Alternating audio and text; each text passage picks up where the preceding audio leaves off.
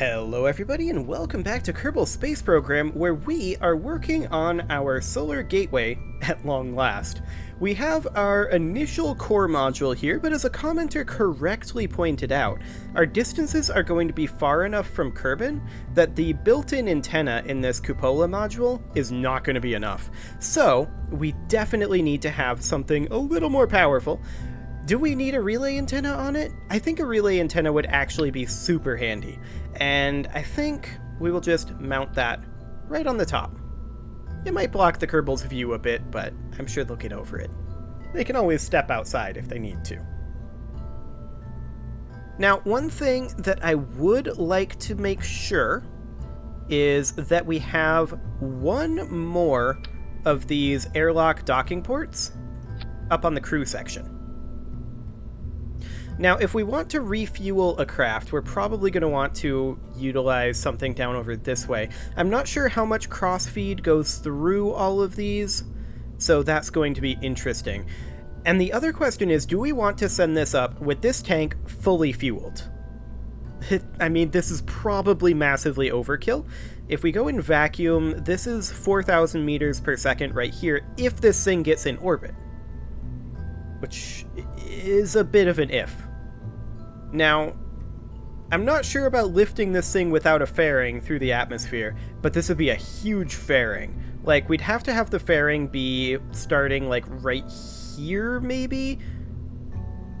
And that'll be interesting. For right now, I want to do a decoupler right here, and we'll just run a couple of quick checks. I want a TD-18. No, that's too small. TD-25. There we go.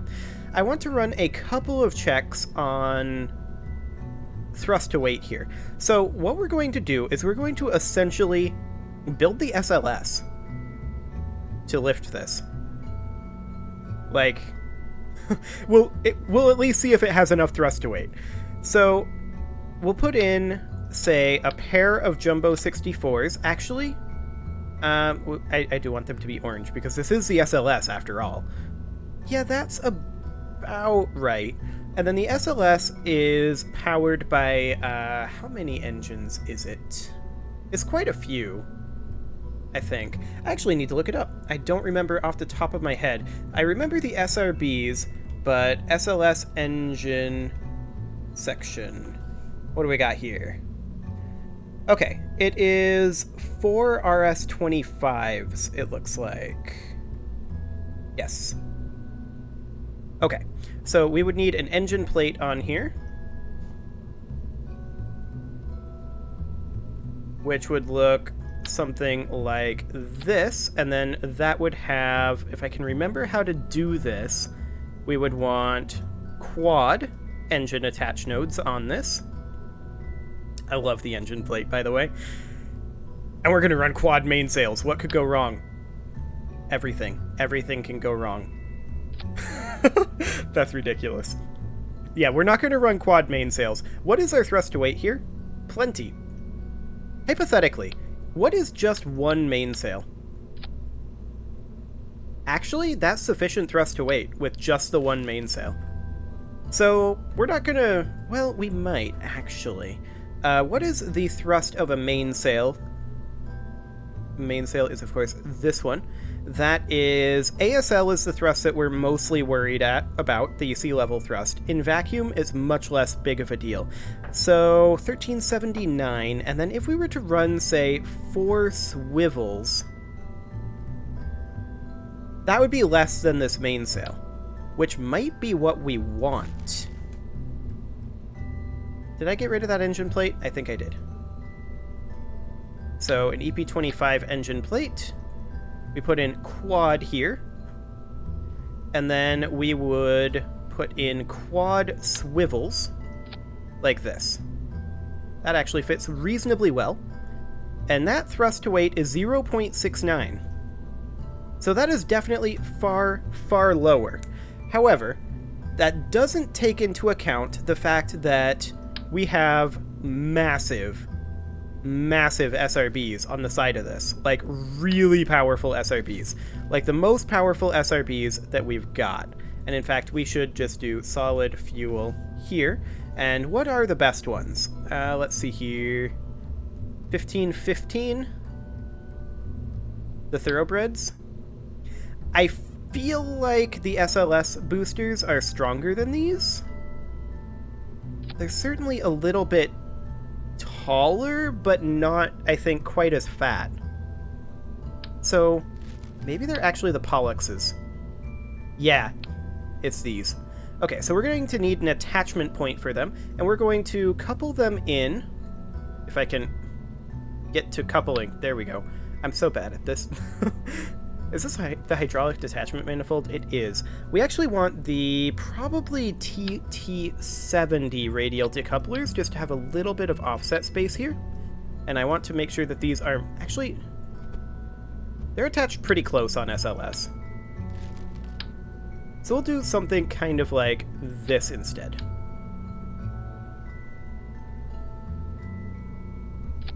There we go. As I completely messed it up because I was in the wrong tool.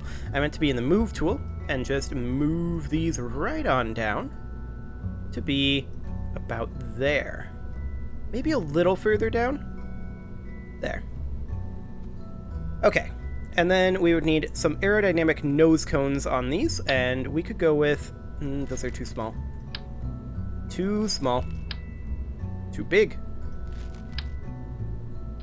Those'll do. Excellent.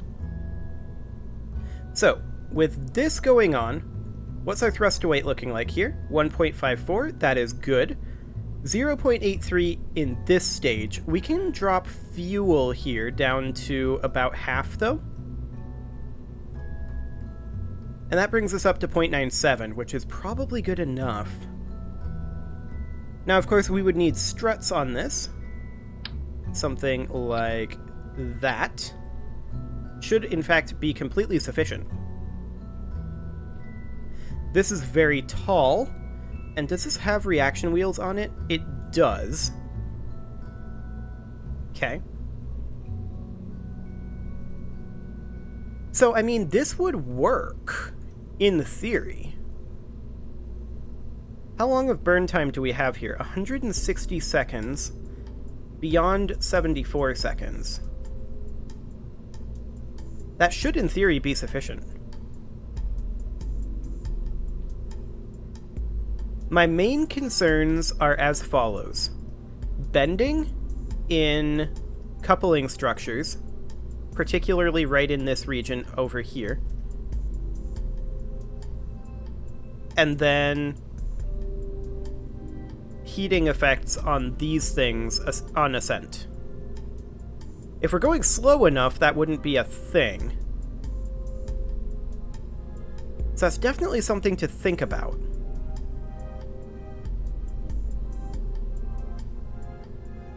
Now, of course, SLS is fully expendable, and we're not going to worry about any of that sort of thing. This thing is not coming back. We need to have 2 pilots on board this.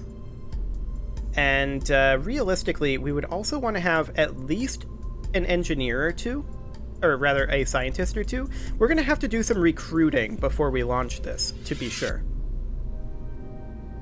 But overall, this is a pretty neat rocket, I think.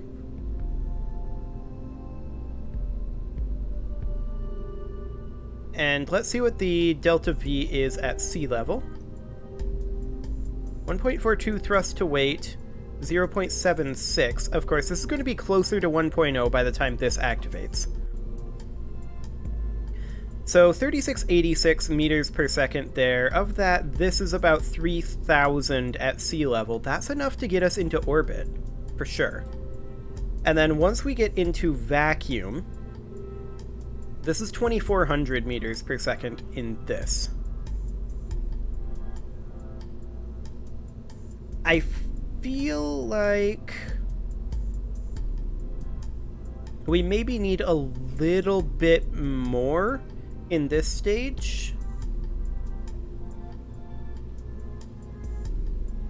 I mean, 3,000, we'd have about an extra 800 meters per second, assuming a clear launch. That would get us slingshotted out, and then we'd have... No, this is sufficient. This would get us there. Okay, so let's go ahead and save that. And we're gonna need to do some recruitment. So we're going to recruit a scientist and a pilot for sure, and probably another scientist, and then maybe an engineer. Okay, there we go. Now we're probably going to have, let's see, Jeb has 4 stars of experience. We're going to have Jeb be our primary pilot here. We're going to keep Valentina in reserve, and she's going to fly the first mission to dock with the Solar Gateway. However, I think we will have Ursel in here because we need to have 2 pilots on the station. And then we will put in a pair of scientists in the mobile processing lab. And we'll also put in 1 engineer, which I swear I hired an engineer. I didn't want to put Bill in this particular flight. I swear I hired an engineer.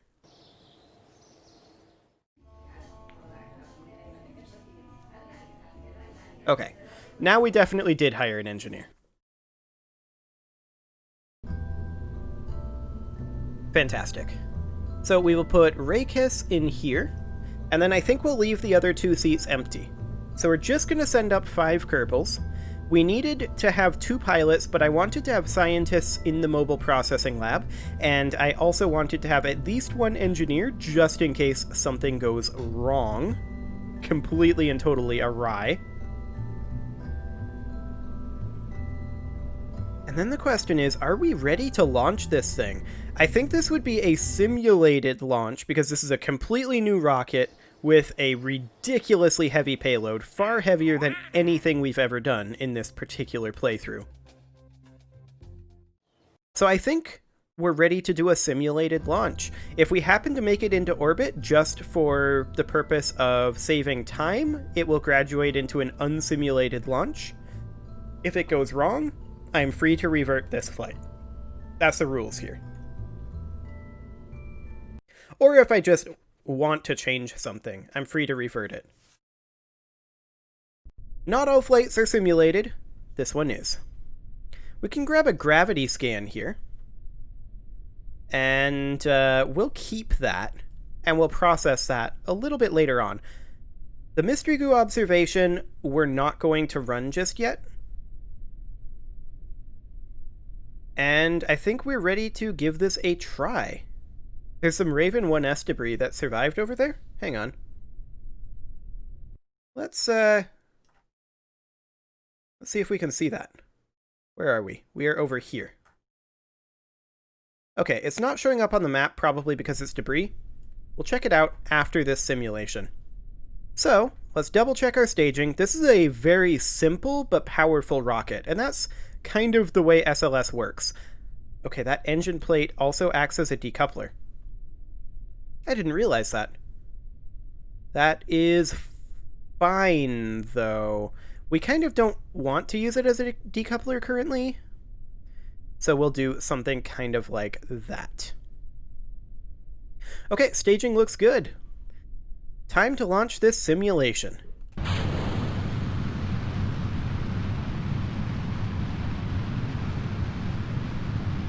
Okay, we've definitely got a bit of wobble going on up here.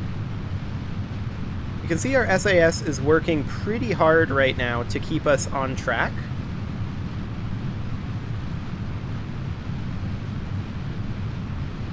These SRBs do have a little bit over a minute of burn in them. And I'm willing to bet we're going to have flipping because I did not check any sort of aerodynamics here. SLS does not have fins on it that I can recall. Ooh, yeah, look at that authority. That is awful. And there goes the flip, as expected. Okay. Good to know. But that is why we're running simulations. So, unlike SLS, we're going to have to put fins on this, for sure. Let's take a look at our center of mass compared to our aerodynamics, and you can see we don't have any aerodynamics. So, we are going to put on, I think, a pair of control surfaces on the SRBs. And I want Delta Deluxe winglets. like that. And that puts our aerodynamic surface over here, but it's quite small. So now we will use, let's see here, this is relative wing area 0.5 compared to 0.65. Okay. So then we would want to have these guys honestly be something like up here, or maybe actually more like right about here.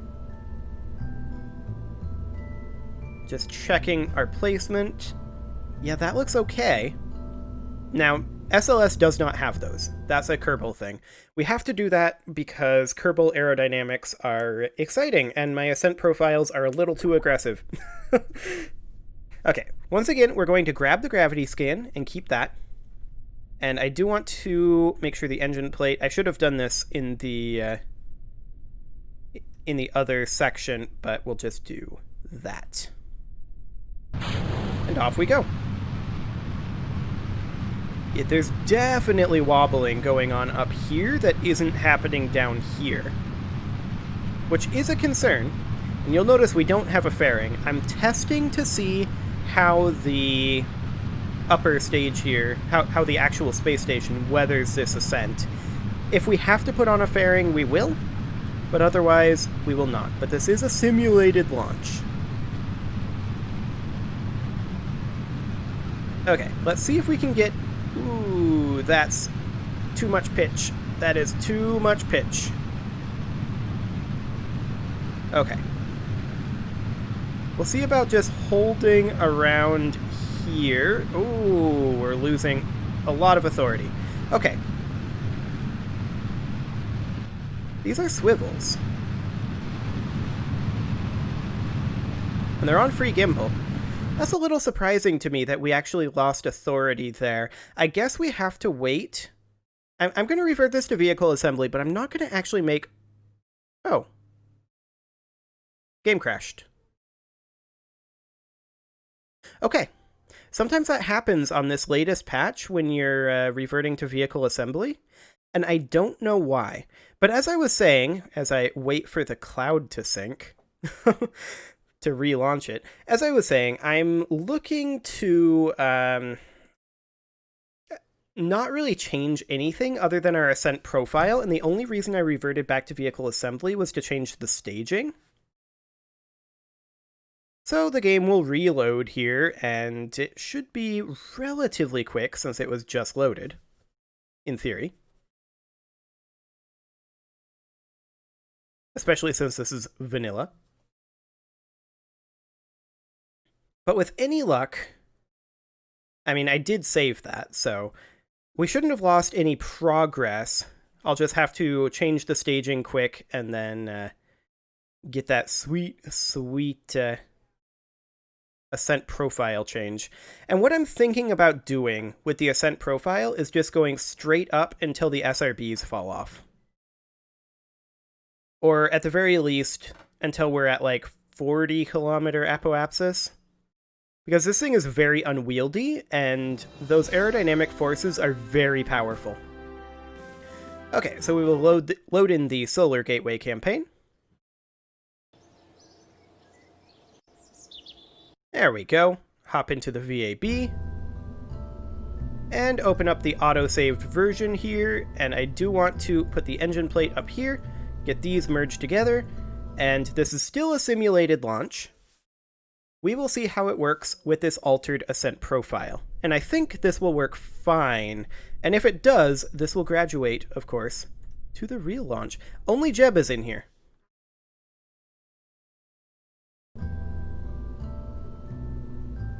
Okay, all of these guys still exist. So we're bringing Raycast, we're bringing Ursel, and then we're bringing Lingen and Toming. There we go. That's better. The correct Kerbals are in. And now we can try this. We grab the gravity scan.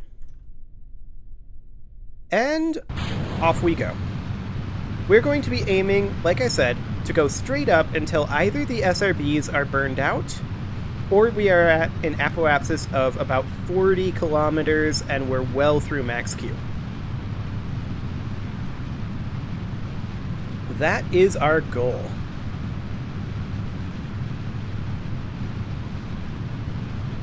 Of course, our acceleration with this is rather slow. This is a very, very heavy payload, even with half fuel in the Jumbo 64. And the reason why I'm bringing a Jumbo 64 with half fuel instead of a Rockomax 32 fuel tank with full fuel is because we need storage capacity on this.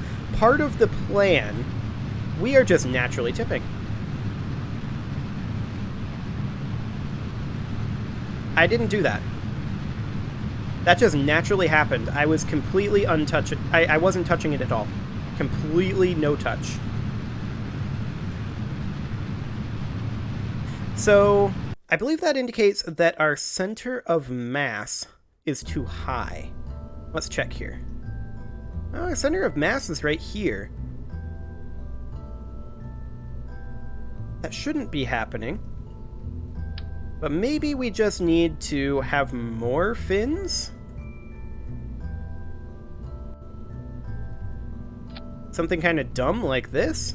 I mean, that's very Kerbal. Okay.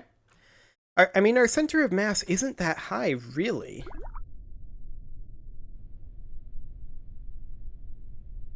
Well, let's see how that goes. That was a lot of wobble. Oh, does this not?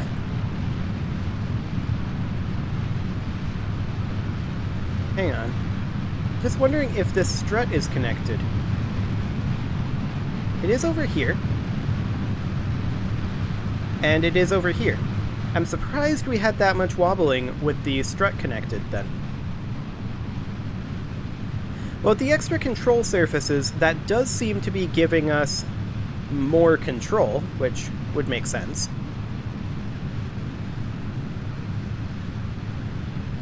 Things are definitely going better. Should we try altering our ascent profile? Oh, hang on. We are slightly tipping here. You can see it's trying to yaw back. A little bit of horizontal speed is good.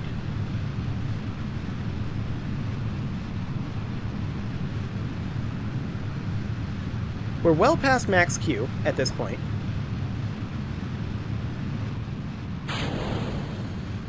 SRBs are off. And let's just see about getting some horizontal speed. And of course, our thrust to weight at this point was a little bit below 1.0, which is we're losing to gravity, but that was only for a moment. Let's head on over towards the horizon at this juncture. We're not moving very fast, and that is a concern. Our apoapsis is plenty high at this point, so we just need to be requisitioning all the horizontal speed that we can. We could maybe, with the stability that these extra fins bring in, get a little bit more aggressive of a launch profile, and that probably wouldn't be a terrible idea.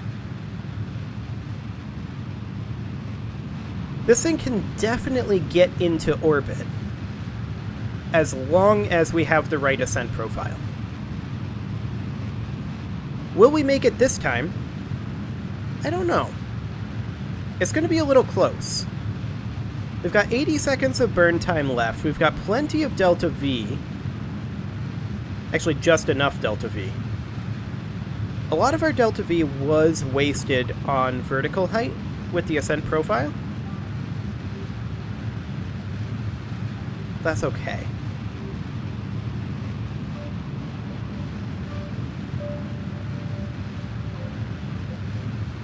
Okay, we could, in theory, open this guy.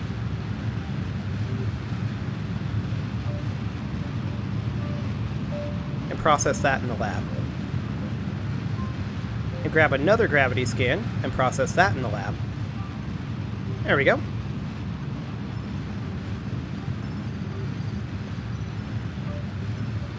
Okay, we are about 10 seconds from apoapsis right now. This is about the most efficient burn time we could have. We've only got 18 seconds of burn left in our primary first SLS stage here. Of course, we do have this maneuver stage.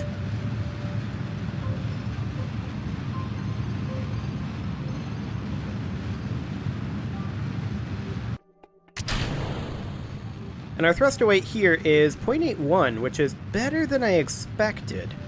Although I'd really rather be in orbit without burning any of this stage.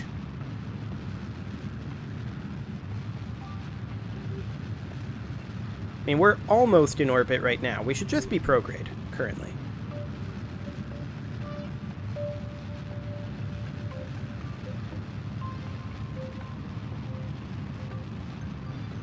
Okay, we're officially in orbit. It's a little bit elliptical because of our ascent profile.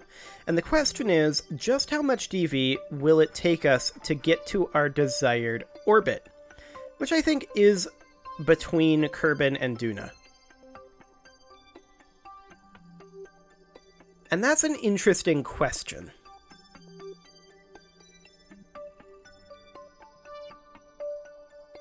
Just how much DV will that take? Do we have enough? Is this now officially a real flight? Well, even if it's not enough, we can always come in and refuel it, right? The plan is always that we will refuel it. At the periapsis, we could push this out, in theory, and this is without a gravity assist. So to escape would be about 916 meters per second, and that would push our apoapsis out to about here. 1,000 meters per second. Then we could fix our inclination, push our periapsis out. To circularize that, how much would that cost? It'd be something like that.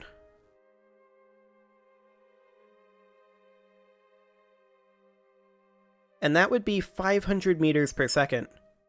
We've got enough. This'll do.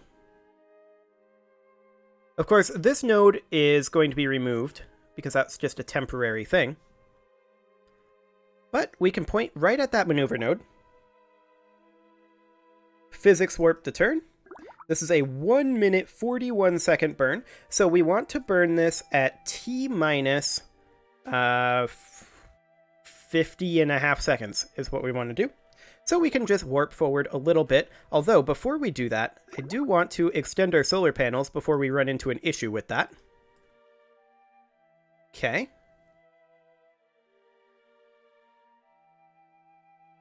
So at 50.5 seconds. So right about now. Or so. Now, I don't believe there's an alternator on this engine. Actually, there is an alternator on the Poodle. That's fine. How's our power looking? Our power is full?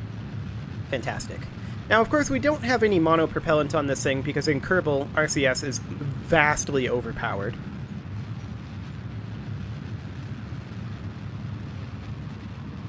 But I'll be honest, I didn't expect the Solar Gateway to be going into its final orbit in this episode. I mean, technically it's not going into its final orbit, but it's approaching its final orbit. And then we'll do a few maneuvers in the next episode because this has gone on for long enough. So after this burn, I'm going to put a cut in, and next episode we are going to put this guy into its final orbit and maybe start sending up some extra modules to it, which will be fantastic.